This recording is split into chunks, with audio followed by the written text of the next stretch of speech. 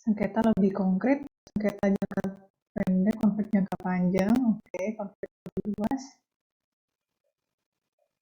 Oke, yang bisa kita lihat di sini sepertinya sengketa lebih konkret dan sengketa ada hubungannya dengan hukum, sementara eh, konflik belum tentu gitu ya. Sengketa menggunakan penyelesaian hukum. Oke, konflik lebih general, sengketa lebih konkret. Oke, konflik bisa terjadi oleh siapa saja dan di mana saja.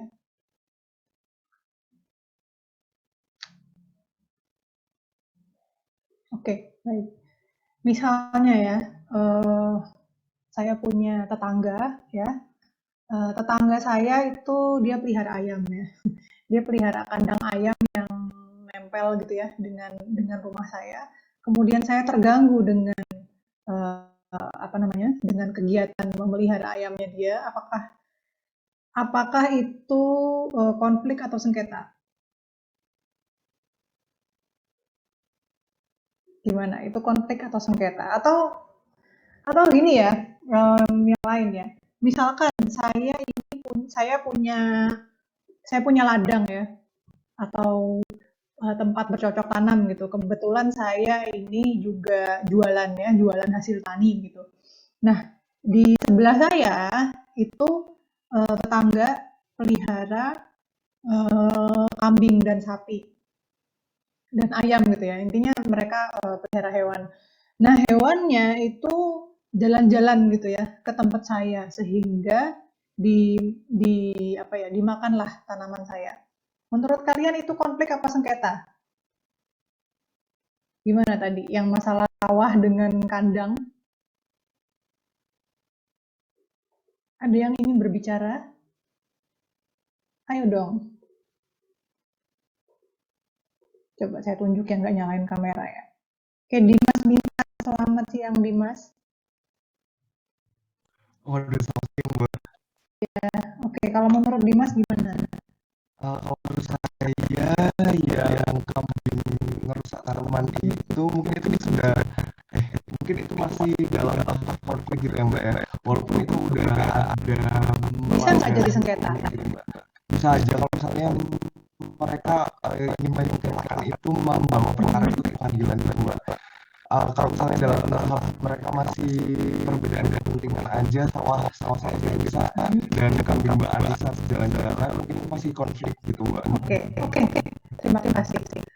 Coba sama-sama lihat yang lain lagi, yaitu mungkin masalah yang saya bukan dari ini ya, bukan dari apa namanya, mengembangkan di apa ya, di lagi.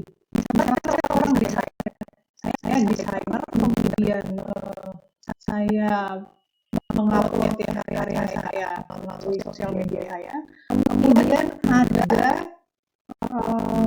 ada sebuah brand fashion gitu ya. Dia menggunakan karya saya digunakan motif, baik itu motif atas maupun motif baju dan itu lumayan persis. Ya. Nah, saya kan nggak suka ya.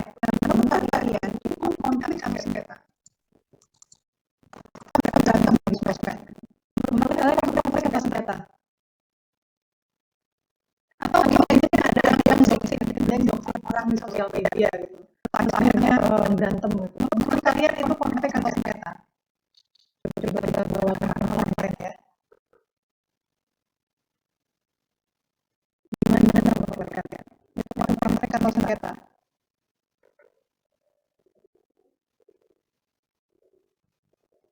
Coba kita tunjukin ya. Puspa Putri, selamat siang Puspa. Selamat siang, Mbak. Oke, menurut Puspa itu tadi yang saya sampaikan ya, konflik atau sengketa? Kalau menurut saya itu masuk ke ranah sengketa. Jadi mungkin konflik kalau saya salah itu karena udah lebih spesifik dan ada penerapan hukumnya mungkin untuk misalnya jadi lebih ke arah sengketa. Kalau konflik itu masih terlalu umum. Oke, jadi sebenarnya permasalahan yang seperti itu bisa jadi sengketa ya atau mungkin di tahap awal masih jadi konflik ya. Jadi sebuah konflik itu bisa saja berlanjut di sebuah sengketa, tergantung nanti perkembangannya Oke, gitu ya. Nah, apa yang akan kita bahas di dalam perkuliahan ini yang berhubungan dengan hukum perdata tentu saja sengketa ya. Jadi kalau sudah bawa ke ranah penyelesaiannya pasti itu sengketa itu ya. Dan satu hal lagi ya ada kaitannya dengan hukum gitu ya. Jadi ada akibat hukumnya ketika sengketa itu kemudian dibawa. Dan yang mereka inginkan dalam penyelesaiannya itu adalah penyelesaian yang mempunyai akibat hukum gitu. Oke, saya lihat ada yang ingin disampaikan. Maaf Mbak, juga Oke, apa-apa. Oke, terima kasih ya. Oke, metode penyelesaian sengketa itu ada beberapa ya. Negosiasi, mediasi, litigasi, arbitrase ya. Secara umum itu dua ya, litigasi dan yang non litigasi. Negosiasi, mediasi, arbitrase atau litigasi yang itu di pengadilan seperti itu. Nah, yang akan dibahas dalam acara perdata tentu saja aturan-aturan mengenai penyelesaian sengketa dalam litigasi ya.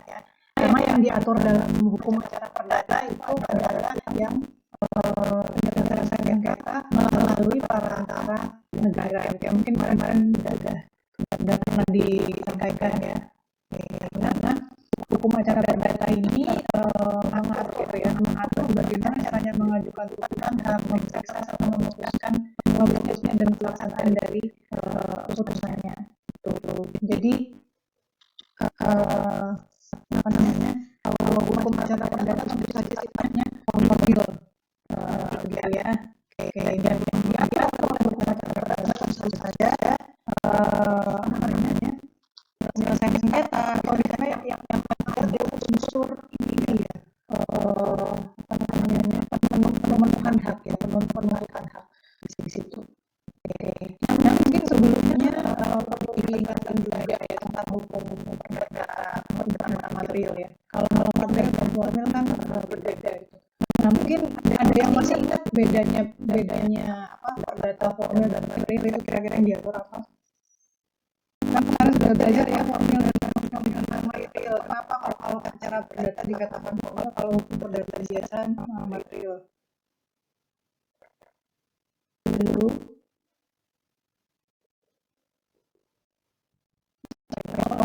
Dia masih saya memang ini. Ya silakan. Dari yang disampaikan sama tadi, kalau terkait perbedaan hukum material dan material sendiri, aturan dan bisnis yang menjadi beban bagi seseorang, mengenai apa yang pantas atau tidak pantas diperbuat juga mengatur hak dan kewajiban bagi seseorang. Kalau hukum formil itu seperangkat aturan hukum yang diperlukan untuk menerapkan atau melaksanakan dalam memudahkan dari material sedikit gitu. Oke, terima kasih ya. Tapi kalau kita bisa lihat secara simpel ya, jadi kalau hukum material itu yang diatur adalah orang dan haknya gitu ya. Jadi fokus kepada subjek ini itu punya hak atau tidak, subjek ini apakah bisa dibebani tanggung jawab atau tidak. Jadi dia fokus kepada hak dan kewajibannya. Nah, sementara hukum acara itu ya yang diatur adalah hubungan antara hak dengan tuntutan hak. Ya. Jadi misalnya kalau dalam berdasarkan hukum material ya ada seseorang ya si subjek ini dia berhak dan dia ingin ingin hak dilindungi. Jadi kalau seseorang itu menginisiasikan penyelesaian sengketa sebenarnya dia ingin melindungi haknya gitu ya. Karena dengan berbicara di pengadilan itu juga suatu bentuk perlindungan hukum gitu ya. Karena semua orang itu berhak ya mengajukan tuntutan hak. Jadi salah satu cara perlindungan hukum itu. Kadang ini ya, kalau saya lihat di sosial media orang ngomong kali ada sebuah perkara. Jadi misalnya kalau kalian pernah dengar perkara apa ya. Jadi kalau nggak salah anak-anak menggugat orang tuanya sendiri gitu ya. Nah yang saya lihat itu dinyanyiin kali ya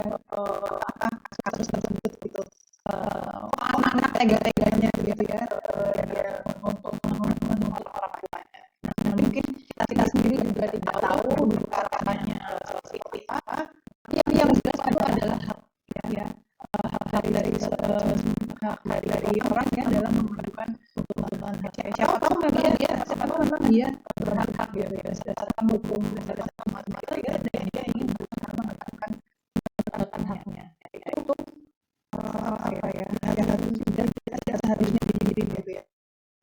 Nanti masalah ya, betul atau tidak, nanti hal yang memutuskan. Nah, untuk menjamin bagaimana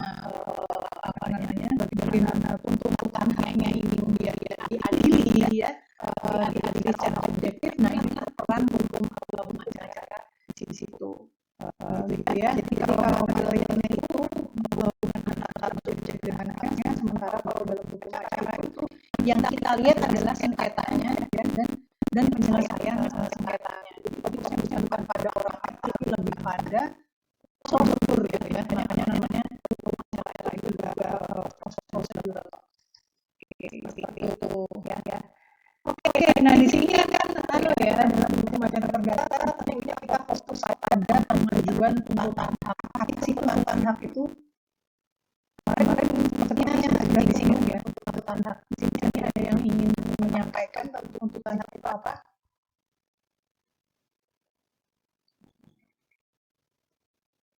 Siapa yang mau maju, siapa yang ingin berdata? Ini namanya cuma titik-titik doang ya. Janganlah anonim ya. Tolong dikasih nama itu yang namanya masih nama laptop itu tolong dilengkapi namanya. Jangan ngajar mahasiswa goib ya. Oke, jangan ya. Terus kemudian yang namanya masih mungkin nama adiknya, ya, mungkin sebelumnya laptopnya dipakai buat meeting orang tua atau dipakai sekolah online adiknya, silahkan diganti ya. Oke, ada yang mau menjawab apa sih tuntutan hak itu? Atau contoh konkret ya tuntutan hak. Ayo dong, ini kelas melempem banget sih. Oke, Elvina, silahkan. Kalau menurutku semua itu tuntutan hak adalah tindakan yang bertujuan untuk memperoleh perlindungan hukum yang diberikan oleh pengadilan untuk mencegah eigenrifting. Apa itu? Misalnya gimana? Kalau eigenriftingnya kan tindakan menghakimi sendiri. Kalau contohnya itu kemarin memotong pohon mangga yang mangganya pada jatuh di pekarangan orang. Enggak, bukan eigenriftingnya. Contoh dari tuntutan hak itu yang seperti apa misalnya?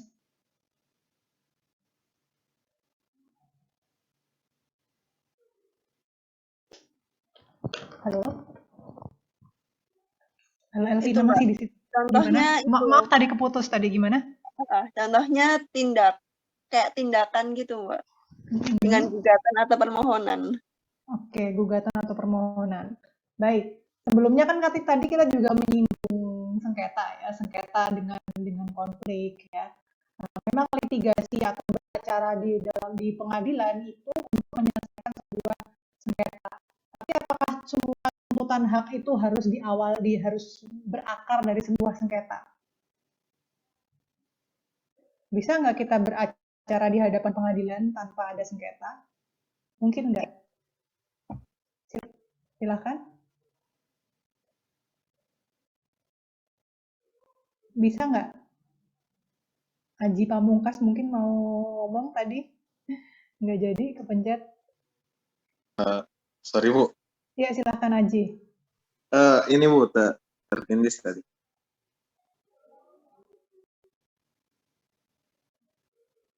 Gimana? Izin menjawab, Mbak. Silahkan.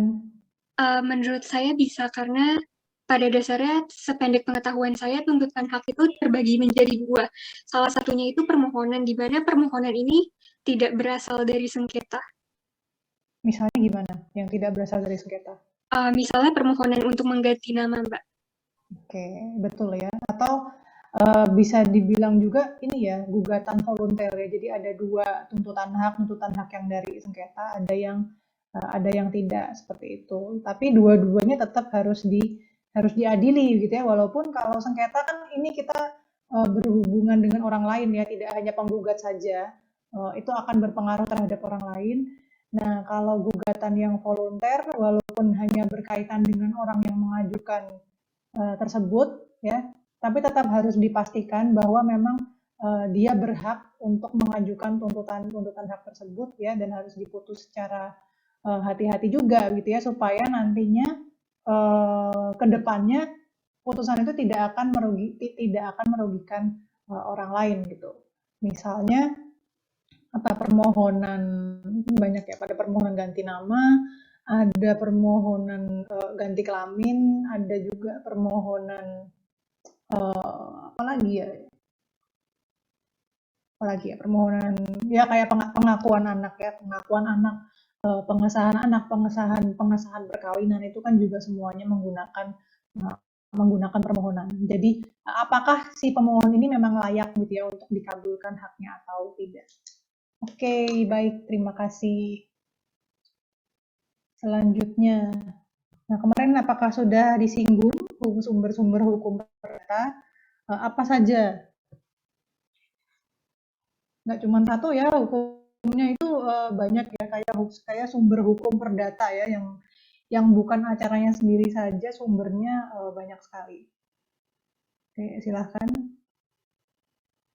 HIR, RBG, RV.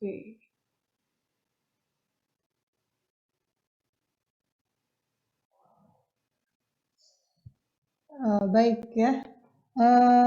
KUH ada nggak KUH saya nanya nih, KUH apa ini?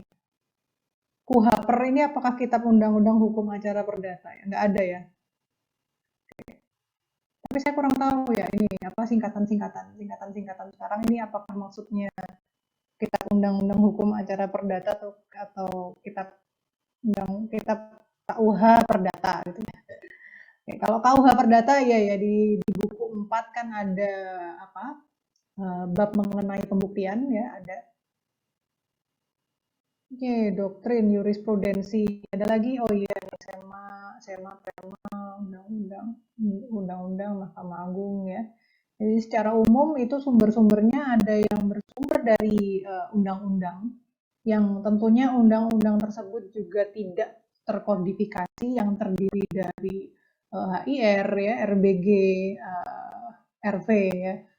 Oke, kalau HIR itu kan ini ya hukum acara untuk di Jawa dan Madura. Sementara kalau RBG itu di luar Jawa dan Madura. Kalau RV itu apakah masih digunakan? Gimana? Masih ingat nggak? Kalau RV masih ya Akbar mantap. Kalau sependek pengetahuan saya nggak berlaku lagi Mbak, karena isinya itu mengenai ketentuan untuk Eropa golongan 1. Oke, ya. Memang ya itu karena ketentuan golongan-golongannya. Namun ya untuk beberapa hal kadang RV juga masih digunakan ketika di dalam HIR dan RBG, di HIR dan RBG tidak ada juga ya digunakan ya, khususnya apa ya untuk gugatan cerai yang pakai BW gitu ya. Karena gini ya, di luar HIR dan RBG kan kita juga punya BW ya. Yang mana BW itu juga sebenarnya bukan untuk pribumi ya pada masanya saat itu. Jadi nenek moyang kita juga sebenarnya tidak tunduk ya. Kalau nenek moyang kita pribumi ya, tidak tunduk pada KUH Perdata. Namun setelah kemerdekaan tidak ada golongan-golongan itu ya. KUH Perdata justru digunakan setelah itu ya. Jadi dalam prakteknya ada pasal-pasal RP yang digunakan gitu. Jadi masih disebut sebagai masih disebut sebagai sumber hukum gitu. Dan dasar hukum kenapa itu masih digunakan ya? Ya secara simpel sama ya seperti landasan mengapa BW masih digunakan, gitu ya, mengapa KUH pidana masih digunakan gitu. Jadi selama kita 76 atau 77 tahun ya merdeka, kita baru sempat bikin KUHAP ya. Yang lainnya nggak dibuat-buat, apalagi kita undang-undang hukum perdata. Oke, jadi HIR RBG itu masuk ke dalam undang-undang yang belum terkodifikasi, ditambah dengan undang-undang kehakiman dan lain ya, yang lain selain itu apa ya? Oh iya ya, undang-undang tentang pelaksanaan undang-undang perkawinan ya. Kok undang-undang PP ya, PP tentang pelaksanaan undang-undang nomor 1 tahun 74 ya. Jadi PP tahun 75 itu juga salah satu hukum acara ya untuk perceraian, untuk hal-hal berkaitan dengan perkawinan juga seperti itu. Kemudian juga ada jurisprudensi, walaupun kita tidak menggunakan sistem seperti common law ya, jadi tidak mengikat, namun jurisprudensi dapat digunakan untuk melengkapi hukum-hukum yang telah ada. Kemudian ya SEMA dan PERMA juga menjadi salah satu sumber dari hukum acara perdata ya, melengkapi. Jadi pada perkembangannya HIR dan RBG ada beberapa pasal-pasal yang tidak berlaku dan karena digantikan oleh undang-undang yang sudah ada. Oke, baik, terima kasih. Oke, tadi sebelumnya sudah ya ternyata untuk asas dan untuk sumber hukum ya, pengertian hukum perdata dan lain-lain. Mungkin kita bisa mulai masuk ke asas-asas hukum perdata. Oh iya, ini ada yang bertanya ya. Apakah hukum perdata material dan formil seperti itu ada undang-undang penetapan keberlakuannya atau keberlakuannya hanya berdasar peralihan undang-undang dasar? Jadi untuk sekarang ini ya, sebenarnya kalau sepanjang pengetahuan saya ya, ini mohon maaf ya, saya tidak pakai sependek pengetahuan saya ya, karena pernah dikritik ya karena pakai sependek pengetahuan gitu ya. Mungkin terdengar seperti low profile, seperti membumi gitu ya, padahal sebenarnya sepanjang yang namanya satuan itu kan panjangnya berapa kan, bukan panjangnya berapa, beratnya berapa gitu ya. Dia sebagai satuan gitu. Jadi bukan sebuah kata sifat ya. Jadi makanya sepanjang pengetahuan sebenarnya yang tepat ya. Cuman saya nggak tahu ya, mungkin di sekitar satu dekade ini mulai dinormalisasi ya penggunaan sependek, mungkin biar kelihatan low profile gitu ya. Yang oh ya, apalagi ya, ini izin bertanya, izin masuk ya. Itu mungkin budaya yang sejak pandemi gitu ya. Terserah ya, kalau saya silahkan, kalau di kelas saya bebas ya, nggak usah pakai izin. Saya sebenarnya personally nggak suka ya, cuman kalau misalnya kalian gunakan itu juga nggak apa-apa. Cuman saya lebih suka aja kalau misalnya tidak pakai izin gitu ya. Ya langsung masuk aja gitu, toh kita ada raise hand gitu ya. Itu menghemat waktu saja. Oke, seperti itu. Baik, kalau sepanjang pengetahuan saya sih baru di pasal peralihan ya. Tidak ada penetapan yang lain ya. Yang jelas itu cukup untuk menjadikan dasar kenapa HIR dan RBG itu masih berlaku. Dan nyatanya memang digunakan gitu ya. Seperti KUH Perdata ya. KUH Perdata itu tidak ada penetapannya juga ya. Tidak ada penetapannya juga keberlakuannya seperti apa ya. Bahkan ada beberapa pendapat yang seperti ini. Jadi sebenarnya dia itu bukan undang-undang, tidak bisa disamakan dengan undang-undang yang lain, walaupun namanya kitab undang-undang. KUH Perdata itu katanya digunakan karena kebiasaan hakim saja gitu ya. Jadi dianggap seperti customary law dalam dalam hukum keperdataan Indonesia. Ada yang berpendapat seperti itu. Ya, tapi yang jelas nyatanya digunakan ya, dan landasan pasal peralihan juga sudah cukup. Oke, berarti untuk tahu pasal mana yang masih berlaku harus ditinjau dari undang-undang terpisah, betul. Ya. Jadi harus kita lihat satu persatu gitu ya. Kayak misalnya di undang-undang kehakiman itu kan kadang dia ada informasi ya, dia mencabut pasal berapa atau dia mencabut buku berapa gitu. Jadi agak ribet ya dengan sistem undang-undang yang tidak terkodifikasi ini. Sebenarnya enak ya kalau misalnya semuanya terkodifikasi. Oke. Tapi enggak juga loh ya. Misalnya kalau kita lihat ya, apa yang ada di sistem common law, kayak misalnya di Malaysia. Itu mereka tidak pakai undang-undangnya, mungkin sifatnya dia hanya general saja, karena untuk hal-hal lain dijelaskannya dengan jurisprudensi, ya. Yang mana jurisprudensi itu kan tersebar di mana-mana, ya. Kadang malah mereka pakai jurisprudensi negara common law lain, dia pakai jurisprudensi di Inggris, ada yang pakai jurisprudensi di Hong Kong, ya. Justru itu makin tersebar lagi, seperti itu, ya. Ya, makanya kita juga perlu stay updated gitu. Oke, sebelum ini ya, setelah ini saya akan membahas mengenai asas-asas hukum acara perdata, gitu ya. Ada berapa asasnya? Lumayan banyak ya, kalau tidak salah ada 7 atau 8. Hari ini insya Allah kita akan cover 3 ya. Nah, sebelum kita bahas satu persatu ya, saya ingin tahu ya, kalau menurut kalian asas itu apa? Apakah asas sama dengan hukum? Apakah asas sama dengan peraturan? Kan kadang kita lihatnya asas hukum perjanjian ya, asas hukum acara perdata. Apakah asas dan hukum itu sama ya?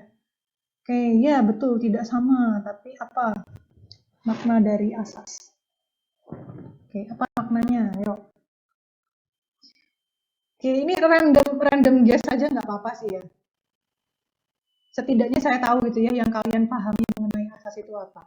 Oke, asas dasar pikiran terbentuknya hukum, pikiran dasar yang terdapat di dalam hukum konkret.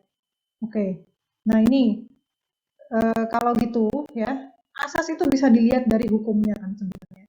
Nah, kalau gitu duluan mana? Duluan hukum atau duluan asas yang ada? Nih kayak misalnya ayam sama telur tuh duluan ayam apa telur ya. Nah, kalau hukum asas dulu atau hukum dulu yang ada? Gimana?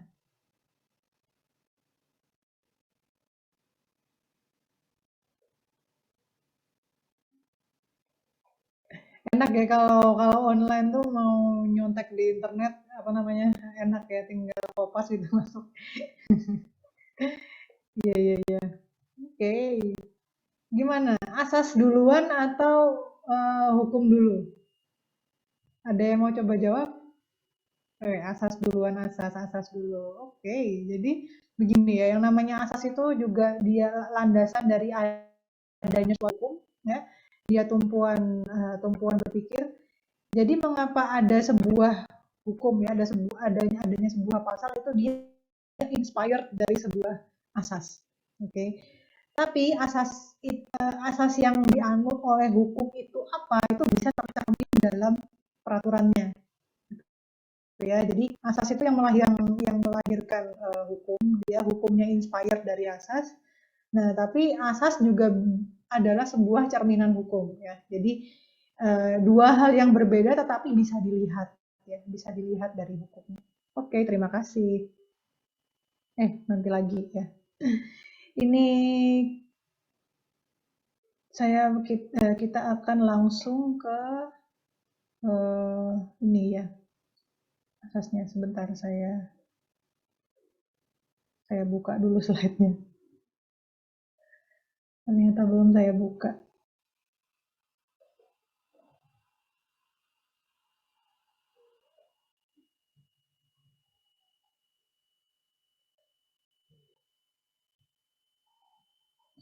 Ngomong-ngomong ya, saya tuh tadi rencananya mau kuliah di rumah ya.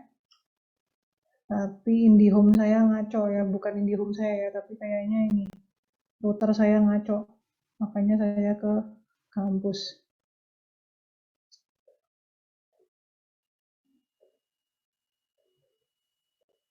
Oke, maaf kalau tampilannya saya pakai ya.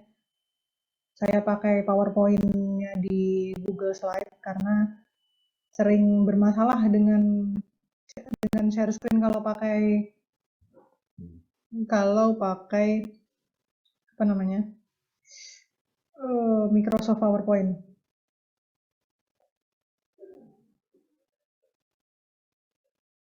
Recording in progress.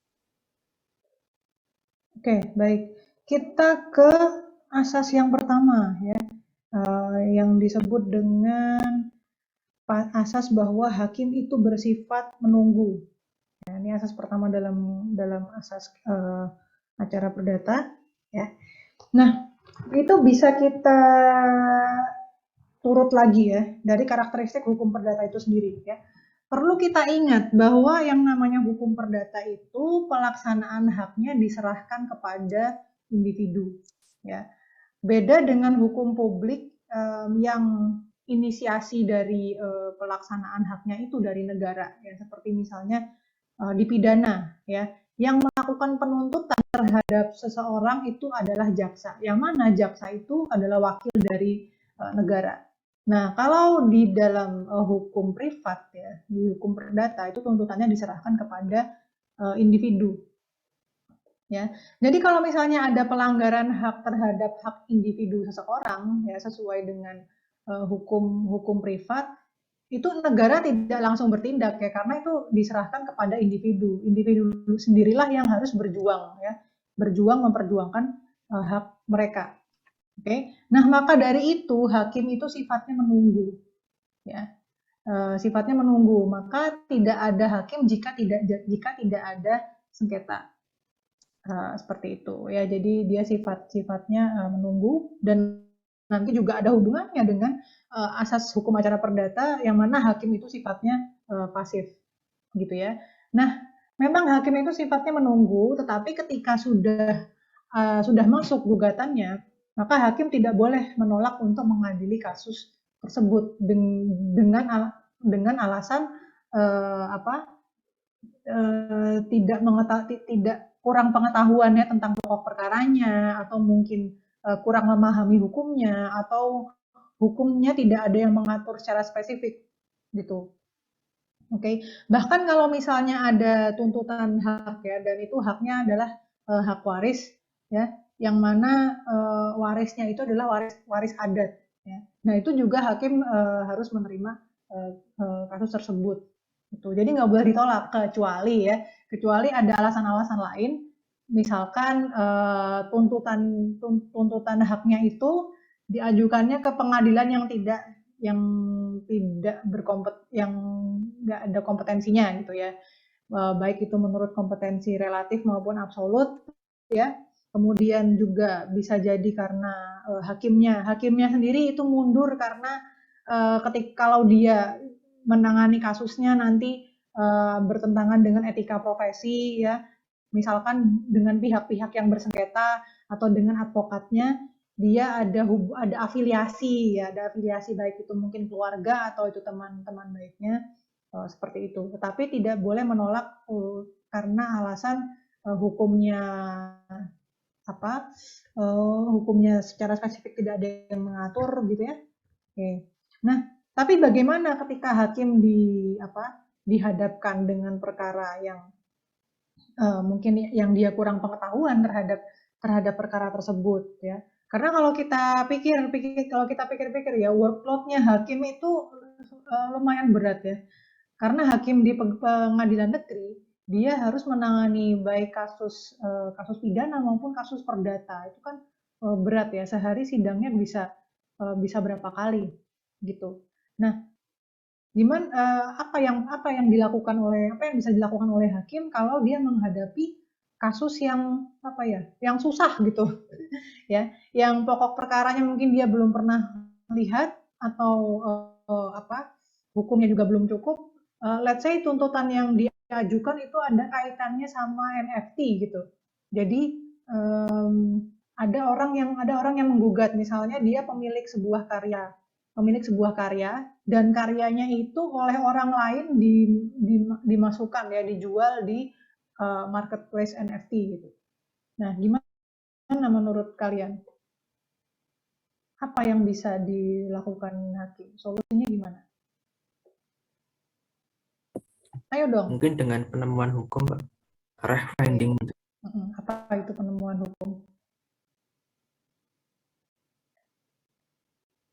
Oke, gimana?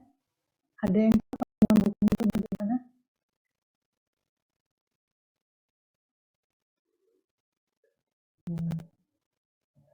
Ada lagi? Ayo dong. Aduh, sedih saya kalau kelasnya pasif kayak gini.